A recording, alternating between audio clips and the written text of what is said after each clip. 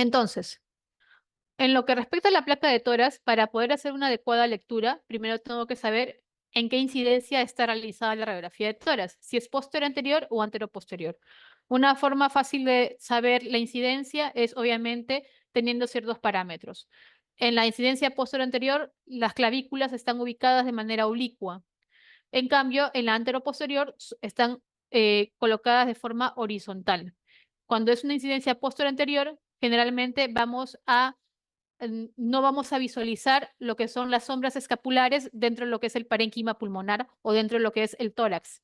En cambio, en la incidencia anteroposterior sí se llega a visualizar las sombras escapulares. Bien, generalmente en todo paciente en que se indique una placa de tórax hay que realizarla en incidencia posterior-anterior. Bueno, si el paciente no puede estar en bipedestación, es un paciente que no puede ser movilizado, es un paciente que está inestable hemodinámicamente y tiene que realizarse la radiografía en cama, obviamente será una radiografía portátil y todas, absolutamente todas las radiografías portátiles son de incidencia antero-posterior. ¿Por qué? Porque la incidencia antero-posterior suele magnificar ciertas estructuras. Entonces podemos hacer una lectura errónea de ciertas, de aumentos de tamaño de ciertos órganos cuando no es así. Por eso siempre que indicamos una placa de toras tiene que ser en incidencia posterior anterior, a menos que no se pueda realizar por lo que acabamos de explicar o esté buscando otro tipo de hallazgo en la placa, por lo cual yo pida otro tipo de incidencia. Pero la incidencia en las radiografías de tórax son posterior anterior.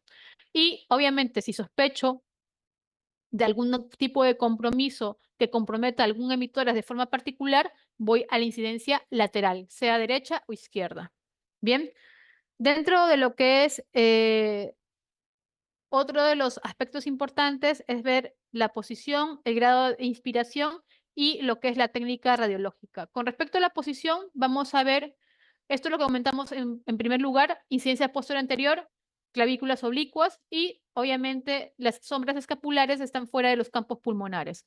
Si la incidencia es antero-posterior, las clavículas están horizontalizadas o rectas y se ven las sombras escapulares dentro de los campos pulmonares.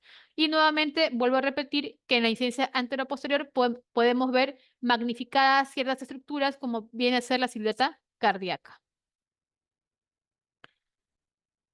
Esto es una radiografía en incidencia posterior anterior, donde vemos las clavículas ubicadas de forma oblicua, bien, y obviamente no se visualiza los omóplatos o escápulas dentro de los campos pulmonares. A diferencia de una anteroposterior, donde vemos las clavículas horizontalizadas o rectas, bien, y las sombras escapulares están dentro de los campos pulmonares. En esta incidencia podemos ver un poco más grande o magnificada lo que es la silueta cardíaca. Y erróneamente podemos decir de que estamos frente a una cardiomegalia cuando no es así. ¿Listo? Eh, Dentro de lo que viene a ser las estructuras anatómicas que yo debo reconocer en una placa de tórax, es muy importante conocer, obviamente, estas estructuras para saber qué es lo que estoy viendo. ¿Listo? Porque también ha pasado que muchas veces se pregunta por cierta, si la placa o si la radiografía es normal o anormal y hablan de anormalidad porque está presente o bien la cámara gástrica o bien el botón aórtico. Y esos son hallazgos normales en una placa de tórax. Bien, por eso es que es importante conocer las estructuras anatómicas dentro de una radiografía. Aquí, con el número 1, tenemos lo que viene a ser la tráquea, que es una columna de aire que vemos en la radiografía de tórax. Bien. A nivel de la carina, que es a nivel que se bifurca o se divide a nivel de T4, bien, vamos a ver lo que es el bronquio principal derecho y el bronquio principal izquierdo. Bueno, con respecto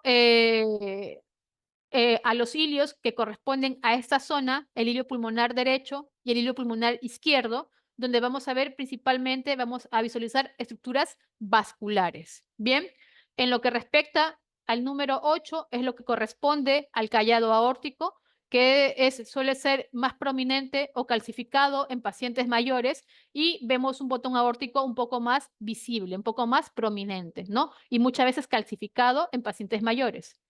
En lo que respecta al número 9, es lo que corresponde a la parte de la arteria pulmonar que normalmente no se visualiza de forma fácil, a menos de que haya algún tipo de patología que esté produciendo agrandamiento o alteración a este nivel. Bien, pero lo que corresponde después de lo que es el botón aórtico, tenemos lo que corresponde a la arteria pulmonar. ¿Listo? Algunos libros, dependiendo de qué libros revisen en radiología, verán de que después de lo que viene a ser la sombra de la arteria pulmonar, se puede visualizar lo que es la orejuela de la aurícula izquierda. Bien, nuevamente, no son estructuras que se vean de forma rutinaria en una placa de tórax, pero tenemos que conocer su ubicación. Y si vemos algún tipo de crecimiento o alteración, debemos saber que pueden corresponder a esas estructuras anatómicas. Bien, la parte 11 que corresponde a lo que es la silueta cardíaca, que es lo que corresponde al ventrículo izquierdo, bien. La parte 12, la silueta cardíaca derecha, que corresponde a la aurícula derecha, bien.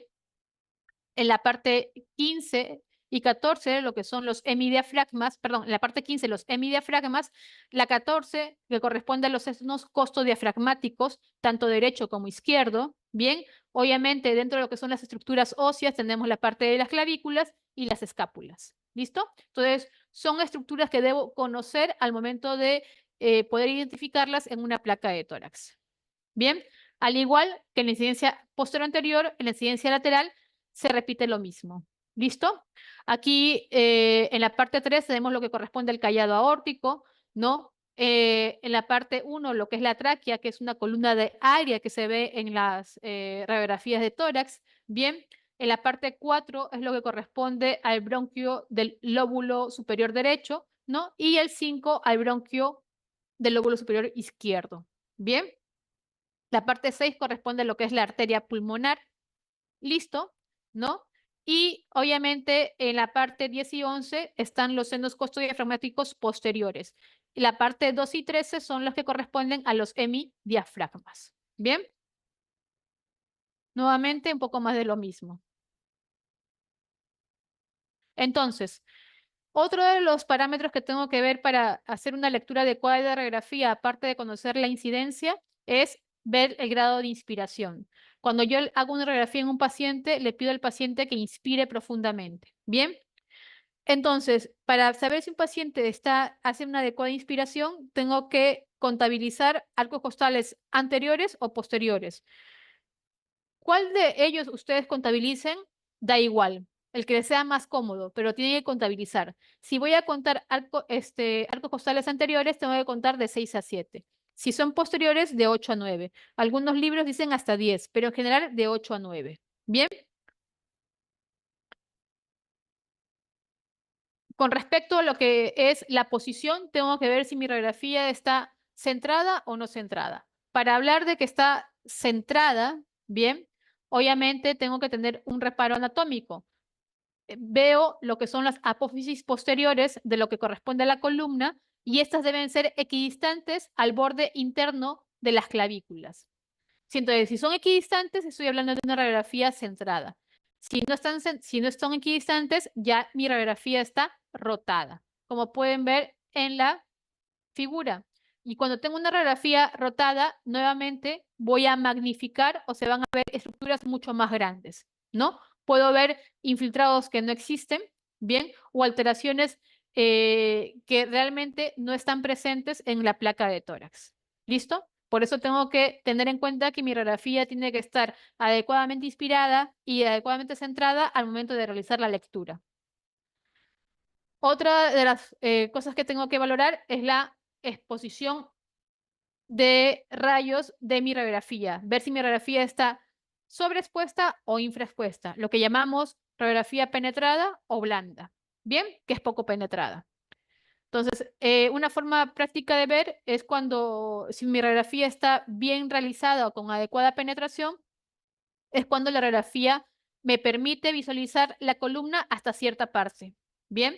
Y a través de la silueta cardíaca puedo visualizar los componentes vasculares, ¿bien? Entonces yo podría decir que mi radiografía está adecuadamente expuesta, tiene una adecuada penetración. En el caso de esta radiografía, como ustedes pueden ver, no se llega a visualizar la columna vertebral y mucho menos se llega a visualizar las estructuras vasculares a través de la silueta cardíaca. Entonces, en su defecto, esta radiografía está infraexpuesta o es blanda. Y esto también es también puede llamar al error al momento de hacer una lectura adecuada de la placa de tórax. Nuevamente, como pueden ver, los componentes vasculares de los cilios se ven más prominentes y muchas personas lo pueden leer como si hubiera un patrón de aspecto intersticial o congestivo, ¿no? Y podría leerse de forma inadecuada como un paciente que esté frente o que esté presentando datos radiológicos de falla cardíaca, cuando no es así. ¿Listo? Por eso es muy importante valorar estas características o tener estos requisitos al momento de hacer una adecuada lectura. Nuevamente, más de lo mismo. Entonces, para hacer una lectura, yo tengo que optar por una lectura sistemática, es lo que se recomienda. O bien yo leo de afuera hacia adentro la placa o de adentro hacia afuera, lo que me sea más fácil. Pero la idea de tener una lectura sistemática me permite que no se me pase ningún tipo de alteración, no solamente en el parénquima pulmonar, sino también a nivel de lo que son estructuras como el tejido blando, las partes óseas, etcétera. Nuevamente, siempre hay que tener un patrón de lectura. Bien, nuevamente lo pueden realizar de afuera hacia adentro o de adentro hacia afuera, como a ustedes les sea más fácil. Y obviamente hacer una lectura de todas las estructuras de forma sistemática para que no tengan ningún tipo se nos pase algún tipo de alteración importante. Bien, si lo hago de afuera hacia adentro, primero valorar lo que son tejidos blandos, seguido por tejidos óseos, ver si hay algún tipo de trazo de fractura o fracturas, que es muy frecuente en pacientes mayores. Bien, una vez que vea esto, puedo visualizar lo que son los parénquimas pulmonares de forma simétrica, derecha, izquierda, para comparar los campos pulmonares. Una vez que leo lo que es el parénquima pulmonar, paso a lo que es la lectura de lo que es el mediastino. ¿Ven? Ver el tamaño del mediastino, si está ensanchado o no ensanchado, ver mis estructuras para valorar si hay algún tipo de crecimiento, veo mediastino, veo tráquea, lo que es la silueta cardíaca, valorar o no si hay cardiomegalia, y por último, valorar lo que son los senos costodiafragmáticos, ¿no? Para ver si hay algún tipo de obturación o ocupación de los mismos. Pero la lectura siempre tiene que ser sistematizada hasta que me acostumbre, porque si no, se me pueden pasar alteraciones importantes en lo que es la placa de tórax. Dentro de los patrones radiológicos que tenemos, van a ser diversos. Dentro de lo que es placa de tórax tenemos patrones radiopacos y radiolúcidos. Cuando hablamos de tomografía, hablamos de lesiones hipodensas o hiperdensas. ¿Bien? Entonces, primero tengo que determinar si mi radiografía es normal o anormal. Si es anormal, tengo que definir cuál es mi patrón de anormalidad en la placa de tórax. Si presenta una radiopacidad, esta radiopacidad puede estar en el contexto de que el paciente esté presentando una consolidación. Las consolidaciones en la placa de tórax pueden ser focales, pueden ser difusas o multifocales. Bien, mi radiopacidad puede estar en el contexto de un infiltrado o un patrón intersticial. O esa radiopacidad puede estar en el contexto de una alteración, como puede ser la presencia de una atelectasia o presencia de un nódulo o masa. Bien, estos son los patrones que me dan radiopacidad.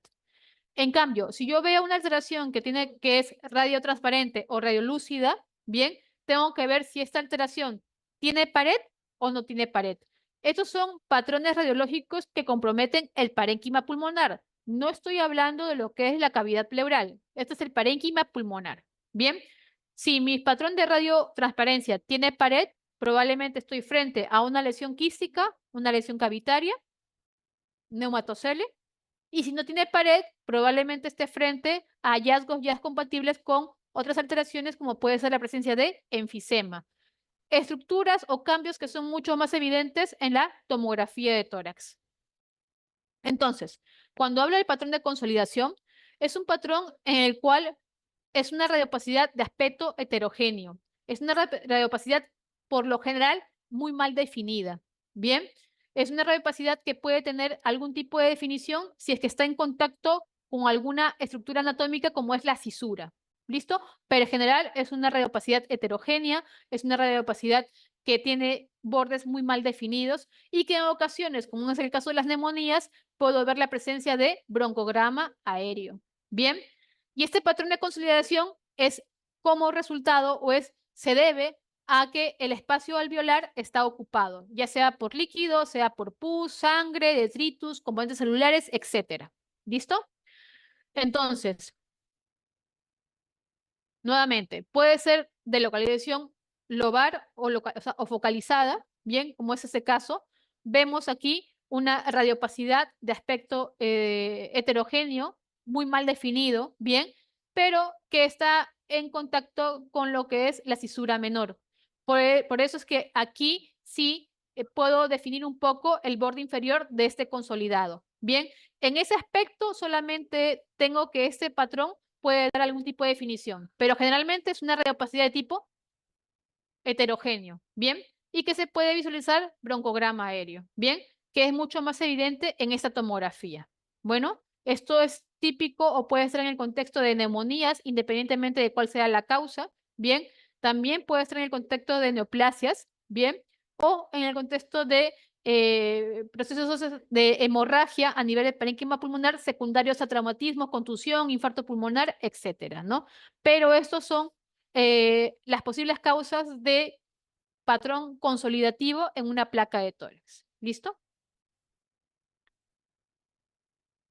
Luego, la localización también puede ser de forma difusa y comprometer de forma importante ambos hemitórax o un solo hemitórax, ¿no? En este caso vemos un patrón de aspecto algodonoso, una radiopacidad heterogénea de aspecto, un infiltrado de aspecto alveolar.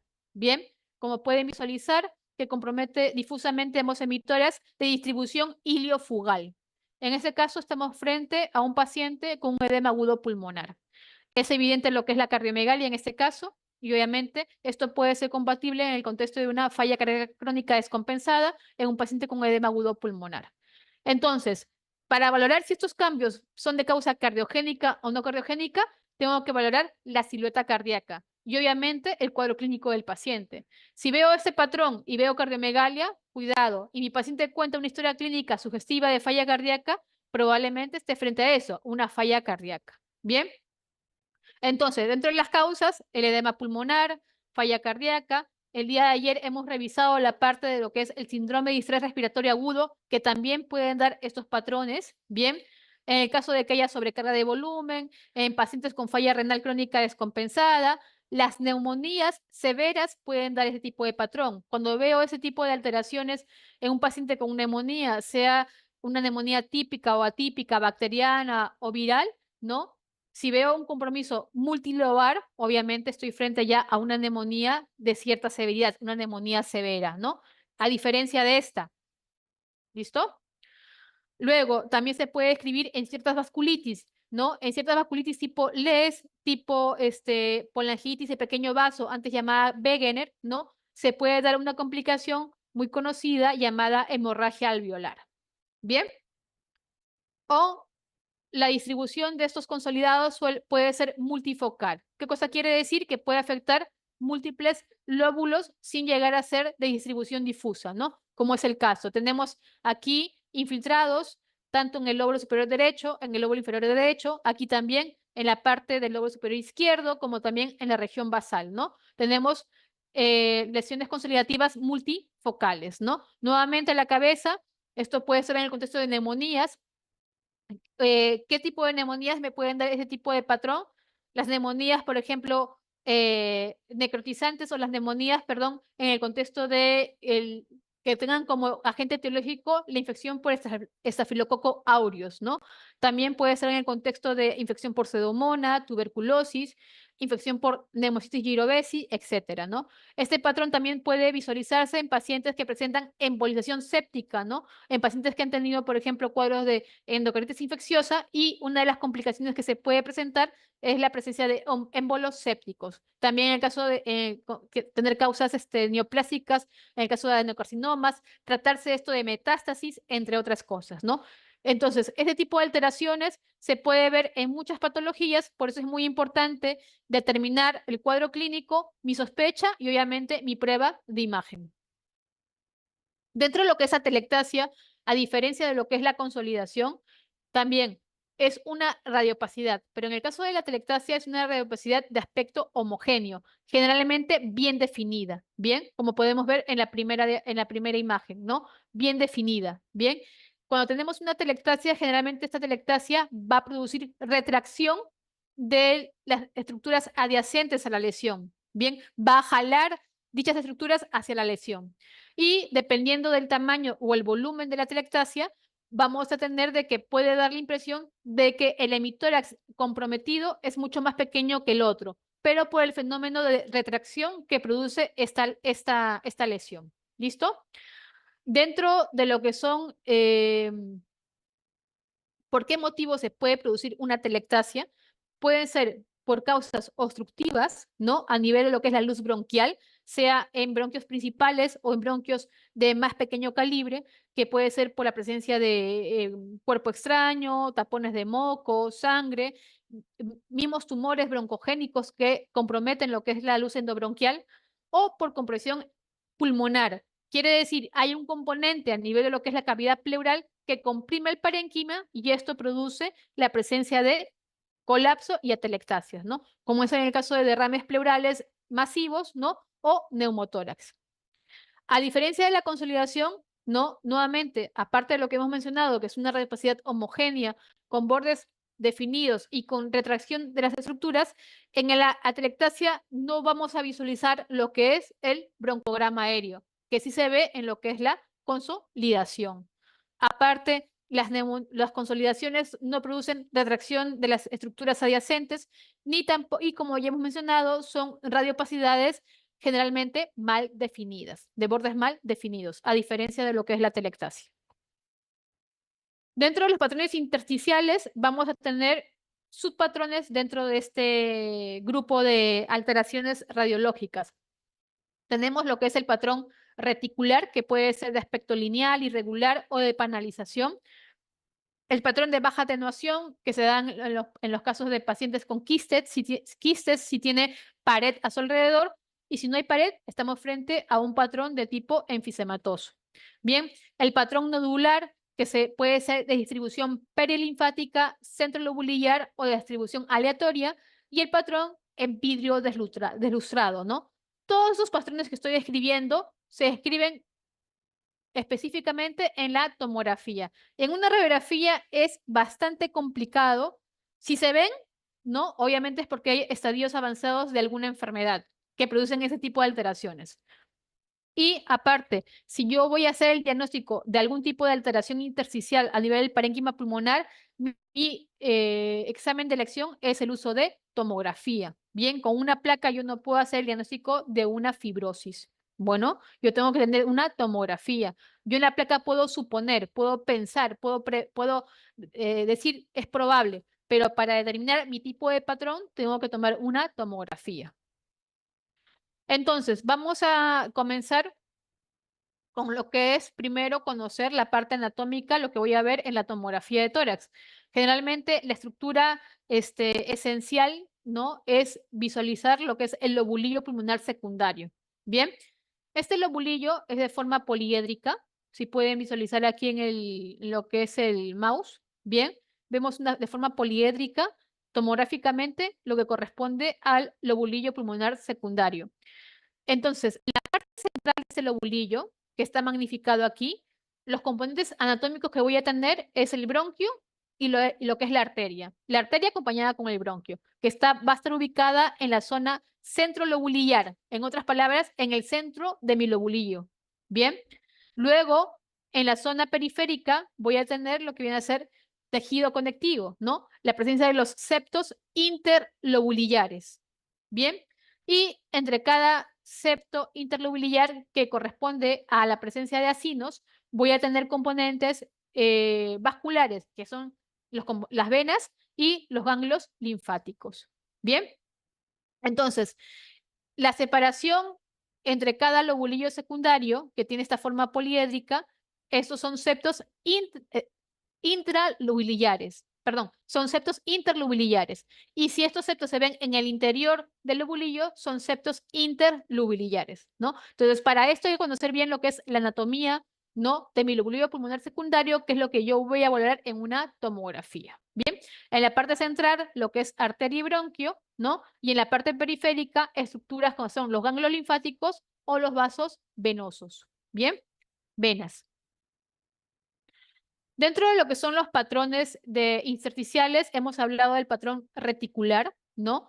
¿Qué quiere decir reticular? Son aquellas formaciones tipo red que se forman o se puede visualizar en una tomografía, como pueden ver aquí en la imagen de la parte inferior. Tenemos una tomografía donde vemos este engrosamiento, estas líneas, ¿no? De aspecto irregular, ¿bien? Que son como una forma de red, ¿bien? Que corresponden a engrosamientos de los septos interlobulillares, ¿no? Vemos cómo estas estructuras se dirigen inclusive hasta tocar lo que es la pleura visceral, ¿bien? Son ramificaciones, ¿no? De eso estamos hablando de un patrón de aspecto reticular. Cuando yo lo veo, puedo decir, tengo un engrosamiento interlobulillar, esto es un patrón intersticial de aspecto reticular. Este patrón lo pueden dar muchas patologías, desde lo que son problemas congestivos en el caso de falla cardíaca, inclusive neumonías, ¿no? Sobre todo neumonías de origen viral. También puede verse en neumonías en el caso secundarias a infección por Pneumocystis jirovecii, ¿no? También puede verse en el caso de neoplasias malignas, en donde ya existe extensión de la enfermedad con la presencia de carcinomatosis, diseminación linfangítica, etcétera. Y obviamente es un patrón frecuente en las enfermedades pulmonares intersticiales difusas. Ahora, cada enfermedad pulmonar intersticial difusa tiene su patrón tomográfico, que no vamos a ver en esos momentos porque es bastante extenso. Ya lo verán en la clase de PIT. Bien, pero esto es un patrón de aspecto reticular. Si veo líneas ramificadas tipo red, es un patrón intersticial, patrón reticular. ¿Listo? Dentro de lo que son patrones de baja atenuación, ¿a qué se define con baja atenuación? Son lesiones de aspecto hipodenso. Bien, si tienen pared, son quistes. Si no tienen pared, es enfisema. En esta imagen de la parte inferior, vemos, si ustedes pueden visualizar, lesiones más hipodensas. En otras palabras, lesiones más negritas dentro de lo que es el parénquima pulmonar, que no da la impresión que tenga pared. Esto corresponde a un enfisema. Enfisema, centro acinar, pola localización. El patrón nodular corresponde a lesiones hiperdensas, como podemos ver en esta imagen, hiperdensas, generalmente de 5 milímetros, bien, un poco más, ¿no? Donde vemos estas lesiones hipodensas redondeadas, ¿no? Que pueden distribuirse de forma aleatoria, pueden distribuirse, como vemos aquí, de distribución perilinfática, centrolobulillar o de forma aleatoria. Bien, en este caso tenemos lesiones nodulares que se distribuyen de forma aleatoria, al azar, ¿no? Esto es bastante frecuente, no digo patognomónico, pero bastante frecuente en enfermedades granulomatosas. En nuestro medio, siempre que vemos esto, hay que descartar tuberculosis, ¿bien? Aunque también puede estar en el contexto de sarcoidosis o metástasis. Y el patrón de baja atenuación es estas imágenes de aspecto un poco más hiperdenso, un poco más, por así decirlo, se ve un poco más blanco de lo que debería verse en la tomografía normal, ¿no? Y esto corresponde a lo que es el patrón en vidrio deslustrado o esmerilado. ¿Bien? Listo. Aquí tenemos una placa de toras donde visualizamos un patrón de aspecto reticular, intersticial, como pueden ver, ¿no? Vemos estas imágenes en forma de red, ¿no? Que llegan hasta la parte periférica del emitoras derecho como izquierdo. ¿Listo? De aspecto reticular difuso, ¿no? En un paciente asociado con cardiomegalia, ¿no? Es un paciente que presenta pues una falla crónica descompensada ¿no? Y obviamente da este patrón eh, intersticial en la placa de tórax, ¿no? Un edema agudo pulmonar. Dentro de lo que es el patrón de baja atenuación, hemos hablado aquellos que tienen pared y los que no tienen pared. Si tienen pared, estoy hablando de, bien, presencia de quistes, bulas, lesiones cavitarias, etcétera. Entonces, dentro de esos patrones de baja atenuación, tengo lo siguiente. La bula viene a ser una lesión de espacio, una lesión hipodensa. Es un espacio aéreo, ¿bien? Es una lesión hipodensa que se ve tomográficamente, como pueden ver aquí, la tomografía en la parte de abajo y aquí arriba en la placa de tórax, ¿no? Que vienen a ser, que vienen a tener una pared bastante delgada. Generalmente la pared puede estar por encima, en lo que es el grosor, por encima a 1 centímetro. Perdón, una pared delgada menos de 1 milímetro el grosor, ¿no? Pero estas lesiones pueden llegar a ser lesiones bastante grandes, ¿bien? Como podemos ver aquí en la parte izquierda del lóbulo superior izquierdo. Vemos una lesión bulosa de gran tamaño, que pueden llegar a medir más de 1 centímetro, ¿bien? Pero sus paredes son delgadas, ¿no? Esto es lo que corresponde a lesiones de aspecto buloso o bulas. Bien. En cambio, las lesiones cavitarias también son lesiones de espacio aéreo, bien, pero tienen una pared mucho más gruesa. Bien, a diferencia de las bulas que tienen una pared muy delgada por debajo de 1 milímetro, el grosor de la pared en una lesión cavitaria está por encima de los 3 milímetros. Bien. Y generalmente estas lesiones cavitarias pueden tener contenido en su interior. Bien, como vemos aquí en la parte inferior en esa tomografía, vemos una lesión cavitaria con nivel hidroaéreo. ¿Por qué? Porque tiene contenido en su interior. Esto puede corresponder a un absceso pulmonar, tuberculosis, un NM, etcétera. Bien, los quistes, a diferencia de las bulas, bien, también son lesiones hipodensas, lesiones o sea, son espacios aéreos que tienen una pared delgada, pero generalmente esta pared suele ser un poco más gruesa que la bula y suelen ser lesiones un poco más pequeñas, no como las bulas que pueden llegar a tener tamaños más considerables, ¿no? Como pueden ver o visualizar en esta tomografía, estas lesiones hipodensas que vemos de forma difusa, ¿no? Que son lesiones de aspecto quístico. Y el neumatocele también es una lesión hipodensa, ¿no? Se ve un espacio aéreo con pared delgada y generalmente es bastante complicado diferenciarlo de forma fácil de la presencia de bulas, pero sí lo que nos ayuda a determinar que es un nematocele es el contexto clínico del paciente. Generalmente yo veo o diagnostico nematoceles en población pediátrica, ¿bien? Y generalmente ese tipo de lesiones aparecen luego de algún tipo de proceso infeccioso, algún tipo de neumonía. En el caso de los niños es frecuente que aparezcan o sean complicaciones de neumonías causadas por estafilococo aureus, ¿bien? Pero generalmente este tipo de lesiones se ven en la población pediátrica. Pero igual que las bulas, como pueden ver, son espacios aéreos de paredes delgadas. Esos son los patrones de baja atenuación que son más visibles en una tomografía. Si este patrón de baja atenuación no tiene paredes, estoy hablando de lo que es enfisema. Bien, el enfisema puede ser de localización centroacinar, panacinar y paraceptal. Bien, centroacinar obviamente está en la parte media de lo que es el lobulillo pulmonar secundario. Panacinar compromete todo el lobulillo y paraceptal está al lado, ¿no? Está comprometiendo varios lobulillos a la vez. Bien. Generalmente lo que son el enfisema centroacinal, si vamos a verlo frecuentemente, ese tipo de alteración, vemos lesiones hipodensas dentro de lo que es el parénquima pulmonar. Pueden ver lesiones un poco más oscuras, más negras dentro de este parénquima pulmonar. Bien, corresponde a un enfisema centroacinal.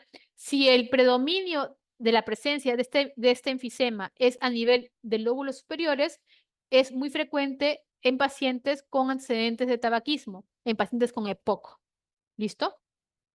En cambio, el enfisema panacinar, si está localizado frecuentemente en lóbulos inferiores, ¿no? Puede estar en relación con una enfermedad llamada déficit de alfa-1 antitricina. Bueno, entonces la localización enfisema me puede ayudar a sospechar o a tener una idea de qué enfermedad puede estar asociada a este tipo de alteración que se ve en la tomografía. Bien, no es algo que sea patognomónico, nuevamente, me sugiere, ¿no? Pero me ayuda mucho a saber en qué patología pensar o buscar, ¿no? Y aquí tenemos lo que es un enfisema paraseptal, ¿no? Que es distribución subpleural, como pueden visualizar, ¿no? Generalmente afecta lo que es la periferia de los parénquima pulmonar. ¿Listo? Dentro de lo que vienen a ser las alteraciones radiológicas que veo o bien en una placa de tórax o veo en lo que es una tomografía a nivel pleural, son principalmente tenemos lo que ya hemos hablado en clase, el derrame pleural, donde vamos a ver una radiopacidad homogénea, ¿no?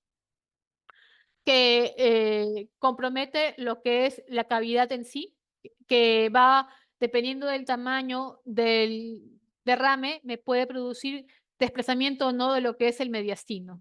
Bien, si veo dentro de la placa de tórax que tengo presencia de líquido, ya hemos hablado en clase de que si el líquido está libre, se dibuja la clásica línea o curva de Damasó. Bien, si yo veo que esta línea es una línea horizontal, hablo de hidronemotoras. Y eso me quiere decir de que hay aire dentro, aparte del líquido, hay aire dentro de la cavidad pleural.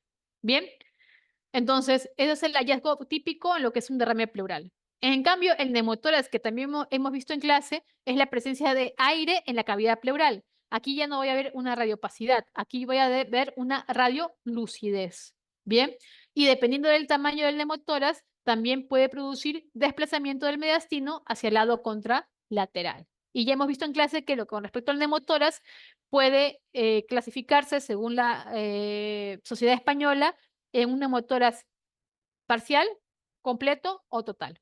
¿Listo?